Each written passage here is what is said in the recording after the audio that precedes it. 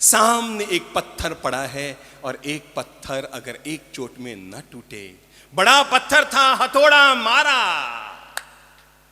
पर पत्थर न टूटा। हमारे पास दो विकल्प। अब दोबारा बुद्धि लगाओ, क्या क्या? पहला विकल्प क्या है? हथौड़े को उठाओ, किनारे रख दो, पत्थर जाने उसका भाग्य। और दूसरा दूसरा दूसरा हाथ उठा के दूसरा, एक चोट और मारो, और तब दूसरी चोट मारी तब भी पत्थर न टूटा। फिर दूसरा विकल्प, पहला विकल्प है पत्थर को छोड़ो और हथौड़े को छोड़ो, और दूसरा विकल्प है एक चोट और मारो।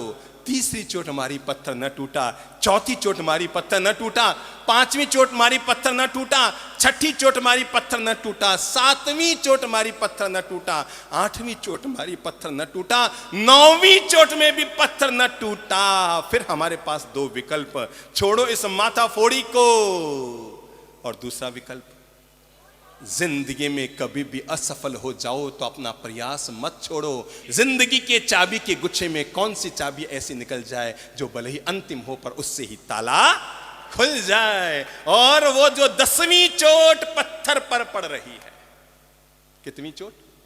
10वीं चोट।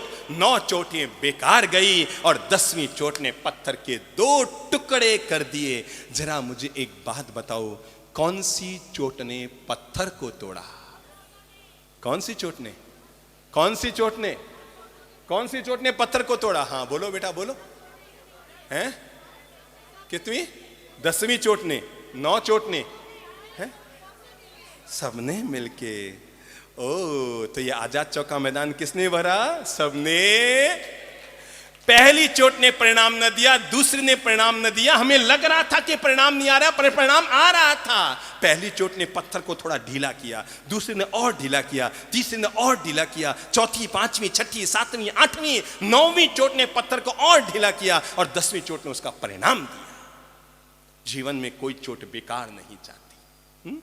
एक बात समझ लो, जीवन में कोई भी चोट इंसान की बेकार नहीं जाती। अपने प्रयास और पुरुषार्थ में कभी कमी मत आने दो, कभी कमी मत आने दो, कभी कमी मत आने दो। खाली बोरी कभी खड़ी नहीं रह सकती। एक बार दिमाग में लाओ तो, खाली बोरी घर पे पड़ी है ना, खाली बोरी। खाली बोरी कभी, हाँ, लटक तो सकती है खूंटी पर और लेट सकती है जमीन पर। खाली बोरी लटक सकती है खूंटी पर और लेट सकती है जमीन पर याद रखना, खाली बोरी कभी खड़ी नहीं होती। और बोरी को अगर खड़ा होना है तो उसके भीतर जिंदगी और बोरी दोनों एक जैसी है, कोई ज्यादा फर्क नहीं है। याद रखना, खाली बोरी लटक सकती है, लेट सकती है, पर अपने बलबूते खड़ी नहीं हो सकती है। बोरी को अगर भरना है, बोरी को अगर खड़े होना है, तो हमें उसके भीतर कुछ ना कुछ भरना पड़ेगा। और जिंदगी को अगर खड़ा करना है, जिंदगी को अगर आत्मनिर्भर बनाना है, जिंदगी को अगर ऊंचाइयों तक छूना है, जीवन का अगर निर्माण करना है, तुम जहां खड़े हो वहां से आगे बढ़ना है, तो तय मानकर चलो। आसमान तक अगर गुब्बारा पहुंचाना है तो मुंह की हवा पर्याप्त नहीं हुआ करती। आसमान तक अगर गुब्बारे को पहुंचाना है तो केवल मुंह की हवा के बलबूते आसमान तक गुब्बारा नहीं पहुंचेगा, उसमें कुछ और डालना पड़ेगा। बोरी को अगर खड़ा होना है तो केवल अपने बलबूते खड़ी ना होगी, उसमें कुछ और भरना पड़ेगा। और जब बोरी भरती है, जब इंसान की जिंदगी भीतर से विश्वास से बढ़ती है, तब आदमी अपने आप में अपने पांव पर खड़ा होने में सफल हो जाता है।